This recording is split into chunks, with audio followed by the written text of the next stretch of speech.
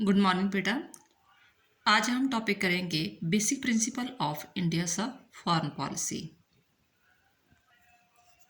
First of all बेटा ये कहना चाहूँगी मैं कि इस बुक में मे बी आपकी बुक में भी बहुत ज़्यादा पॉइंट्स को एक्सप्लेन किया होगा, लेकिन जो जो मैं लाइनें आपको टिक कर रही हूँ, जो जो लाइनें समझा रही हूँ, आप उतनी भी लाइनें कर लोगे तो मच बेटर इनफ। ठीक है, इस चीज़ को थोड़ा सा ध्यान में रखना। जो मैं रेड लाइन से जो अंडरलाइन कर रही हूँ या क्रॉस कर रही हूँ, उससे हाईलाइट कर रही हूँ, बस उतनी ही लाइनें आप करने की ज़रूरत है। और जिस लाइन से मैं कह रही हूँ कि अपनी वर्डिंग में उसे मोल्ड करना, तो उसी प्रकार करना है। फर्स्ट पॉइंट है non alignment. Non alignment is the main principle of India's foreign policy. Once again listen, non alignment is the main principle of India's foreign policy. कोई भी पॉइंट आता है तो आप उसी पॉइंट को आप इसी तरह बाद में आगे लिख सकते हो। ठीक है, फर्स्ट लाइन आपने ये लिखनी है, देन आफ्टर फिर आपने लाइनें अटैम्प्ट करनी है। Pandit Jawahar Nehru was of the opinion our foreign policy is to keep aloof from the big power blocks and being friendly to all countries and not getting entangled in any alliance military or other that might drag us into the possible conflicts। हमारे पंडित जवाहर नेहरू जो प्रधानमंत्री थे, उनका भी यही विचार था कि हम फॉरेन पॉलिसी के द्वारा पावर ब्लॉक से अलग रहने की नीति अपना रहे हैं। अलूफ होता अलग रहना, बिल्कुल ठीक है, जो मिलिट्री ग्रुप है उससे अलग रहना। तो इस प्रकार हम किसी भी तरह जो मिलिट्री प्रोविंस है उसमें इंटेंगल नहीं होना चाहते। इसी के रीज़न हम जो है अपने नॉन अलाइनमेंट में ये चीज़ें शामिल करते हैं कि हम किसी भी इंटरनेशनल डिस्प्यूट में शामिल नहीं होंगे, मिलिट्री पैक्ट्स में शामिल नहीं होंगे, पावर ब्लॉक्स में शामिल नहीं होंगे, बट हम पीसफुल कोएक्सिस्टेंस में फेथ करेंगे। एंड टू है हमारी जो फॉरेन पॉलिसी है वो इंडिपेंडेंस होगी, बट हम एक्टिव रोल प्ले करेंगे। जरूरी नहीं आपने सेम टू सेम ऐसे पॉइंट्स लिखने हैं, आप एक लाइन में भी ये पॉइंट्स एक्सप्लेन कर सकते हैं कि ए नॉन अलाइनमेंट मूवमेंट है believe in not to involve in the international dispute, aloof from the military pacts, not join in the power blocks, and believe in the coexistence and make a form independent foreign policy। ठीक है, ऐसे आप लिख सकते हो। Then after जो है in fact, फिर आपने ये लाइनें ऐड करनी है। In fact non alignment is not a negative policy but it is the positive one which aim of the achieving the objective of liberty and friendship in the league with the states have same ideology. बस आपने ये लाइनें ही इसमें attempt करनी है। फिर मैं बता दूँ, पॉइंट्स लिखकर फर्स्ट लाइन लिखनी है, देन आफ्टर पंडित जवाहर नेहरू की डेफिनेशन लिखनी है। जरूरी नहीं आप सेम टू सेम लिखो, अपनी वर्डिंग में भी लिख सकते हो और इन 4-5 पॉइंटों को भी अपनी वर्डिंग में लिख सकते हो। इसके बाद आपने ये लाइनें अटैम्प्ट करनी है, वो भी अपनी वर्डिंग में अटैम्प्ट कर सकते हो, बाकी कुछ भी इतना लिखने की जरूरत नहीं है। नेक्स्ट पॉइंट आ जाता है faith in the international cooperation. India also believe in the policy of international cooperation because international cooperation is the panic for solving all problems of the world. The problem of the world can be solved in the peaceful manner by international cooperation. India cooperation is very useful for solving the economic problems. Cooperation बस आप यहाँ तक लिखो, ठीक है। Faith in the international cooperation कि India की जो फॉरेन पॉलिसी है वो इंटरनेशनल कॉपरेशन में बिलीव करती है, क्योंकि अगर आप कॉपरेशन रखोगे तो बहुत सारी प्रॉब्लम्स सॉल्व हो सकती है। बाकी कुछ लिखने की जरूरत नहीं, बस ये 2-3 पॉइंट्स एक्सप्लेन करने हैं। नेक्स्ट है development of relation with the country of east. फिर आपने लिख देना है कि इंडिया आल्सो बिलीव, ठीक है, India also believe in the policy और development of relation with the country of east. ध्यान से सुनना, आपने इसी पॉइंट्स को अपनी वर्डिंग में कैसे अटेम्प्ट करना है कि India also believe in the policy of development of relation with the countries of the east. ये लाइन लिखकर then after we are now in the midst of going ahead with the look east policy, ये line लिखनी है, ठीक है। For this reason, फिर अपनी wording में लिखना है अपने, for this reason India have full believe in the ASEAN, SAFTA, SAARC. For this reason, India has also believed in the ASEAN, SAFTA and SARC. बस ये इतना लिख देना है, इसके आगे आपको कुछ लिखने की ज़रूरत नहीं है. नेक्स्ट, यस बेटा, हम थर्ड पॉइंट कर रहे थे ना, development of the relation with the countries of the east. इसकी हमने फिर बार बार कह रही हूँ मैं, जे लाइन लिखकर फिर के इंडिया जो आसियान, साफ्टा, सार्क में बिलीव करता है. उसके बाद आपने ये वाली लास्ट लाइन अटेम्प्ट कर देनी है. India has believe that to increase economic cooperation among the countries of the South Asia and to maintain peace, development and establish in this region were discuss. मतलब ये ज़रूरी है कि हाँ, अगर हम कोऑपरेशन चाहते हैं, इकोनॉमिकली डेवलपमेंट चाहते हैं, तो आप तो उसमें मिलजुल कर रहें. नेक्स्ट फोर्थ पॉइंट आ जाता है, faith in the United Nations. India is a founding member of the United Nations. पहली लाइन ये लिख लो कि जब यूनाइटेड नेशन बना था तो वो स्टार्टिंग वाला मेंबर था. ठीक है. Then after, India has given full cooperation to the UN in every sphere of all times and up till today. The India shows formed part of the forces sent by the Security Council for maintaining the peace in Congo, Gaza, Cyprus, Egypt and Yugoslavia. India शुरू से ही United nation का member है. इसने शुरू से लेकर corporation किया, UN में अपना कॉपरेशन किया है, और तब से लेकर आज तक टाइम टू टाइम जब भी इसे ज़रूरत पड़ी है यूएनओ को, तो हमने जो है उसमें पीस मेंटेन करने के लिए, चाहे कांगो हो, गाजा हो, साइप्रस हो, इजिप्ट हो, यूगोस्लाविया हो, हमने अपनी फ़ौज वहाँ पर भेजी है. Then after, India is an active member of the different institution and organ of the UN. तो इंडिया जो यूएनओ के अलग अलग जो इंस्टीट्यूशन है, आपको पता, साथ उसकी जो ऑर्गन्स है उसका भी टाइम टू टाइम मेंबर बनता रहा है. ठीक है. फोर्थ पॉइंट को कैसे करना, फर्स्ट लाइन लिखनी है, जे लाइनें लिखनी है, देन आफ्टर जे आपने लाइन अटेम्प्ट करनी है. नेक्स्ट है हमारा fifth point, supporter of disarmament. India is a supporter of disarmament. Disarmament means to limit the race for armament in the world. India believes that the increasing race of armament to grave the threat to the world peace. India जो है, जो हथियार है वो उसे कम करना चाहता है. उसे वो समझता है कि अगर हम हथियारों की दौड़ पर पीछे लग जाएंगे तो जो वर्ल्ड का पीस है वो ख़त्म हो जाएगा. ठीक है. स्टार्टिंग से लेकर ये लाइनें आपने अटैम्प्ट करनी है, और आपने बाद में लास्ट वाली लाइन अटैम्प्ट करनी है. The money spent on the armament can be spent for the welfare of humanity. India believe in that. आप ये लाइनें ऐड कर सकते हो, देन आप लिख सकते हो कि इंडिया बिलीव करता है कि जो हम हथियारों पर पैसा खर्च करते हैं, उस पैसे खर्च करने की बजाय हमें जो मानवता की भलाई है, वेलफेयर है, वेलफेयर ऑफ ह्यूमैनिटी, उस पर पैसा खर्च करना चाहिए. नेक्स्ट है सिक्स पॉइंट है, help in the freedom of slave country. India भी शुरू से गुलाम रहा था. उसे पता है कि गुलामी कितना कर्स है, कितनी बड़ी सजा है. ठीक है. For this reason India is supporter of the establish of an independent state, like जैसे पैलेस्टीन हो गया, इंडोनेशिया हो गया, जिम्बाब्वे हो गया, बांग्लादेश हो गया. इनको फ्रीडम कराने में अपनी जो उसने इम्पोर्टेंट रोल प्ले किया है टाइम टू टाइम. बस आप कंट्रीज़ के नेम याद कर लेना, Palestine, Bangladesh, Indonesia and Zimbabwe.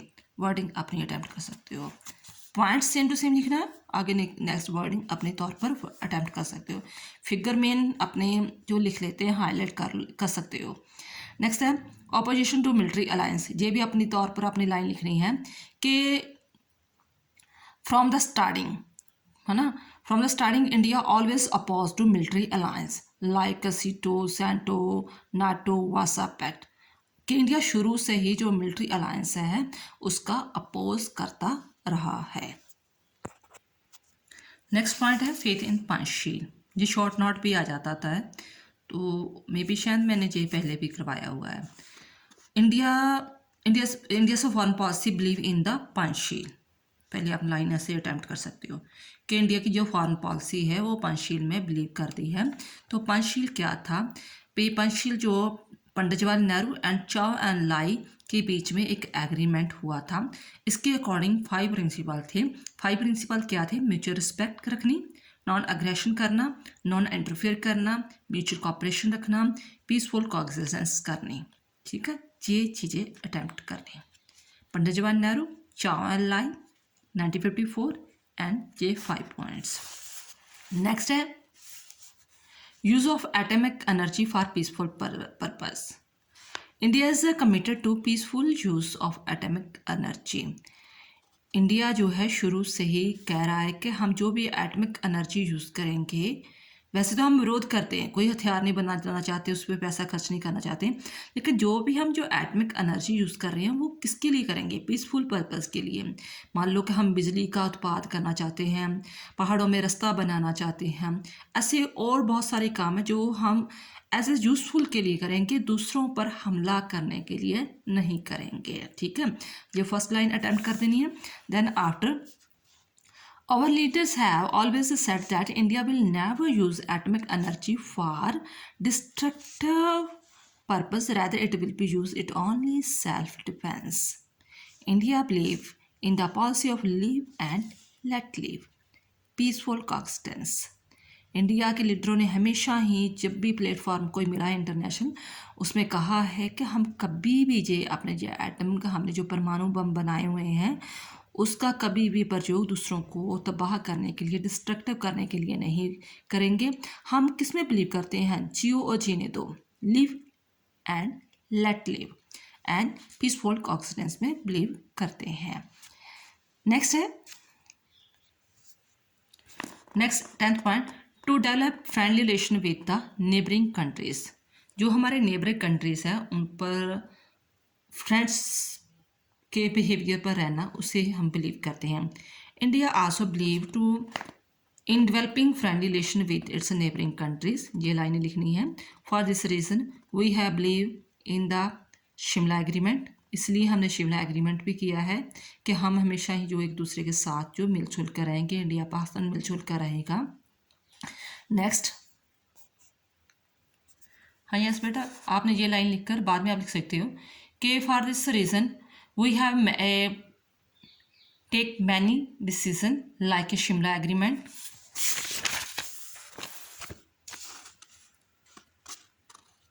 Lahore declarations, believe in make in the SAARC are good example of the friends relations. कि हमने जो अपने जो आस पड़ोस के देश हैं, जो 7-8 देश हैं, उनके साथ कभी हमने समझौता किया है तो कभी हमने जो है एसोसिएशन बनाए हुए हैं। जैसे सार्क है, आसियान है, लाहौर डिक्लेरेशन है, शिमला समझौता है, शिमला एग्रीमेंट है। इससे हमें ये शो होता है कि हम अपने फ्रेंड जो आस पड़ोस के देश हैं उसके साथ मित्रतापूर्ण संबंध जो डेवलप करना चाहते हैं। बाकी ऐसे कुछ भी एक्सप्लेन करने की ज़रूरत नहीं है, बस आपने 2-3 लाइनों में से एक्सप्लेन कर देना है। नेक्स्ट 11th पॉइंट है membership of the Commonwealth of Nations.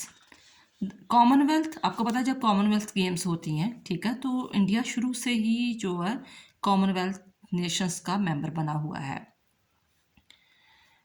The Commonwealth of Nations mainly an organization of those Asian and African countries which are previously under the British Empire.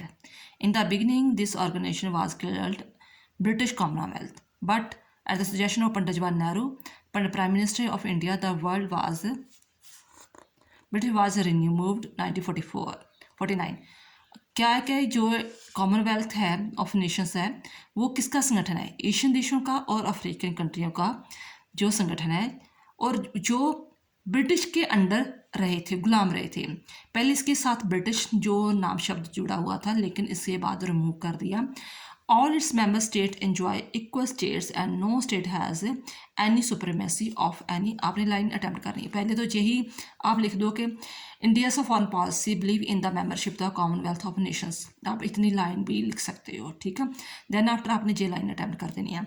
All its member states enjoy equal status and no state has any supremacy of any type of other states. Or last line, the relation with the Commonwealth of Nations are also beneficial from the defense point of view. Defence of point view के कारण भी ये Commonwealth में रहना हमारे लिए अच्छी बात है. नेक्स्ट है opposition of the imperialism and colonialism. Opposition to imperialism and colonialism is an important feature of the foreign policy. कि इंडिया शुरू से ही जो जैसे बस्तीवाद होता है, जैसे एक देश दूसरे देश को गुलाम बना लेता है, उसका हमेशा ही विरोध करता रहा है. देन आफ्टर अपनी लाइन अटैम्प्ट कर लेनी है. India doesn't believe only in the theoretically aspect of ending imperialism and colonialism, but it has also given a practical shape of this policy. India has played an important role in the freedom of the Indonesia, Libya, Tunisia, Morocco, Algeria. First of all तो India जो है imperialism कलोनिज्म का विरोध करता है. तो ये नहीं कि जस्ट हमने फॉरेन पॉलिसी में लिख दिया तो बस लिख दिया, हमने प्रैक्टिकल में भी इसे अपनाया है. वो कैसे, जब हमने इंडोनेशिया को, लीबिया को, तुनाशिया को, मोरक्को को और अल्जीरिया जैसे देशों को इम्पेरियलिज्म से आज़ाद करवाया था. ठीक है. नेक्स्ट है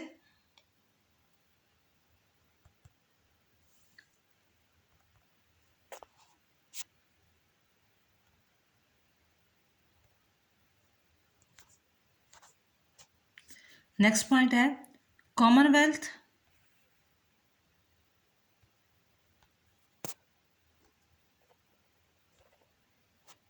अपोजिशन टू रेसिडिज्म. रेसिशलिज्म होता है कि आपको जात से या रंग से देखकर किसी का भेदभाव करना. जैसे आपको पता ही है कि जो महात्मा गांधी है उसी में भी तो ट्रेन के डिब्बे में बाहर निकाला था ना, एक जस्ट ये कह करके आपको साउथ एशियन के हो, आप काले रंग के हो, ठीक है ना.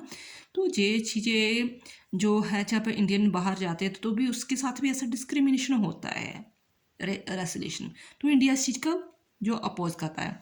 India also oppose the racialism along with the imperialism and the colonialism. जब आप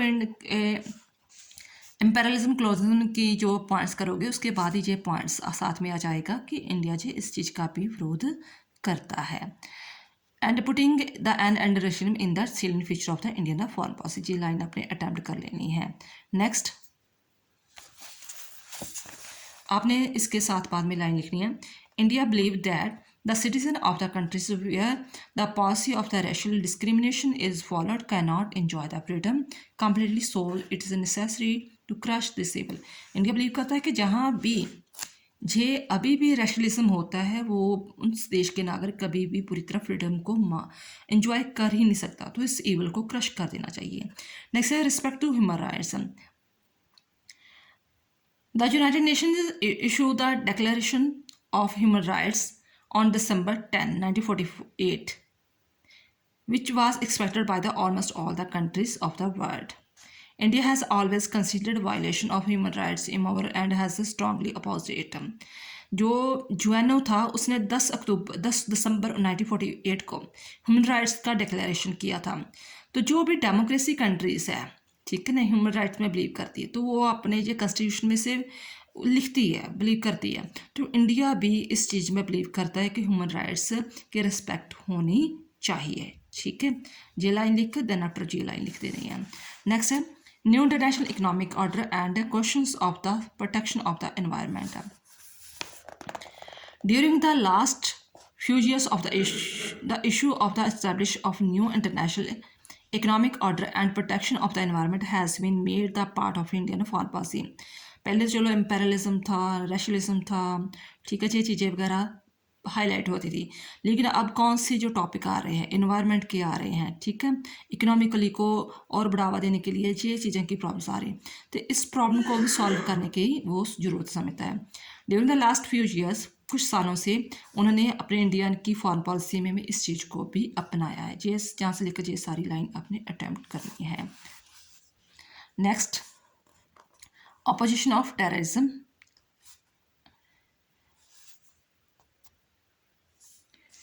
पॉइंट्स लिखकर आपने ऑपोजिशन ऑफ टेररिज्म आपने लाइन कौन सी अटैम्प्ट करनी है. India's of the opinion that war against terrorism should not be confined only up to the elimination of the Taliban in Afghanistan and Al-Qaeda terrorist outfit of the Osama bin Laden. Rather, the terrorist training camps in Pakistan should also be destroyed so that India could also have sight of relief. India का belief है कि ये नहीं कि आपने al Qaeda को मार दिया, ओसामा बिन को लादेन को मार दिया तो बस टेररिस्ट ख़त्म हो गया। अगर आप पाकिस्तान में जो टेररिस्ट के जो घुसपैठ चल रही है, ठीक है ना, जो ट्रेनिंग कैंप चल रहे हैं, उनको ख़त्म करोगे तो तब हमें जो हम सुख की सांस, जो साई ऑफ रिलीफ जो मिल सकेगा। नेक्स्ट, इसलिए ऑन February 14, 2019 इंडिया ने जो था पुलवामा हमला जो था, आपको पता ही होगा, वहाँ भी वो जो 42 उसके सोल्जर जो थे इंडिया के CRPF के जो मारे गए थे। तो फिर जब पुलवामा हमला में ये 42 जो सोल्जर मारे गए, देन आफ्टर इस अटैक को पूरी दुनिया के लोगों ने इसका विरोध किया और जो था इस हमले का रिस्पॉन्सिबल था जिसके, उसे एक टेररिस्ट घोषित कर दिया गया। नेक्स्ट है to the get permanent seat in the Security Council. India also believe that we should to get the permanent seat in the Security Council. Reason क्या देता है? क्योंकि we are largest democratic state, the economy of India is quite stable and India has always given full support to the United Nations. Changes in international situation also demands that India to be provided the permanent seat. आप ये 3-4 points कर सकते हो कि India चाहता है कि जो सिक्योरिटी काउंसिल है उसे भी, उस पर मुझे भी वीटो पावर दी जाए, क्योंकि मैं सबसे बड़ा डेमोक्रेटिक कंट्री हूँ, इकोनॉमिकल कंडीशन मेरी अच्छी है, मैंने यूनाइटेड नेशन में बहुत सपोर्ट की है और इंडिया इंटरनेशनल सिचुएशन भी ये डिमांड कर रही है कि जो साउथ एशिया के देश है उनको भी 1-2 देशों को जो मेंबरशिप देनी चाहिए। नेक्स्ट है India to develop relations with the Central Asian nations while keeping in mind its objective in the field of the defense, commerce, terrorism and connectivity. India has given the priority to develop a relation with the country of Central Asia. बस यहाँ तक अपने लिखने की ज़रूरत है, ठीक है, कि इसमें विश्वास करता है। नेक्स्ट पॉइंट है solidarity and cooperation with the Asian and African country to develop solidarity and cooperation with the Asian and Africa country in the part of the Indian foreign policy. Ukraine war India and foreign policy बेटा मैंने समझाई हुई है, ठीक है। जे भी 5 pillar of prime minister Narendra Modi foreign policy, जे भी मैंने अलग वीडियो में डाला हुआ है। इसके बाद हम कंक्लूजन में आते हैं। बेटा मैंने सारे पॉइंट्स को एक्सप्लेन किया है, आप जस्ट 15 और 16 पॉइंट्स को जब लॉन्ग क्वेश्चन आता है तो एक्सप्लेन कर सकते हो। वैसे तो जहाँ जे अगर देखें तो मैक्सिमम 24-25 पॉइंट्स बनते हैं, तो इतने एक्सप्लेन करने की ज़रूरत नहीं अगर आप लॉन्ग क्वेश्चन अटैम्प्ट करते हो। मैंने इसलिए एक्सप्लेन किया है कि इन केस कोई भी 5-7 इसमें कोई शॉर्ट नोट आ जाते हैं तो आपको कोई प्रॉब्लम ना आए, ठीक है। तो आप जस्ट 15 एंड 16 पॉइंट्स, आप पॉइंट्स सारे याद कर लो, एक्सप्लेन जो है आप जस्ट पॉइंट जो 15-16 जो कर सकते हो। कंक्लूजन क्या है? There is no doubt that after assuming the office of the prime minister, कि नरेंद्र मोदी ने जब से जो एज ए प्राइम मिनिस्टर की जो पोस्ट ली हुई है, चुनाव हुआ है, उसने फॉरेन पॉलिसी को काफ़ी स्पीड में लेकर ले गए हैं। बट हमें फिर भी थोड़ा सा ध्यान रखना चाहिए कि कोई भी जब हम फॉरेन पॉलिसी का नया स्टेप उठाते हैं तो कोई भी ऐसी चीज़ ना हो कि जिसका हमें बाद में जो है मुआवजा भुगतना पड़े। तो हमें फॉरेन पॉलिसी को जो भी कोई भी नया स्टेप उठाना है तो फूक कर हमें उठाना चाहिए, ठीक है। तो हमारी फॉरेन पॉलिसी सच में बहुत अच्छी तरह काम कर रही है। बस इनफ, इतना ही है। थैंक्स बेटा।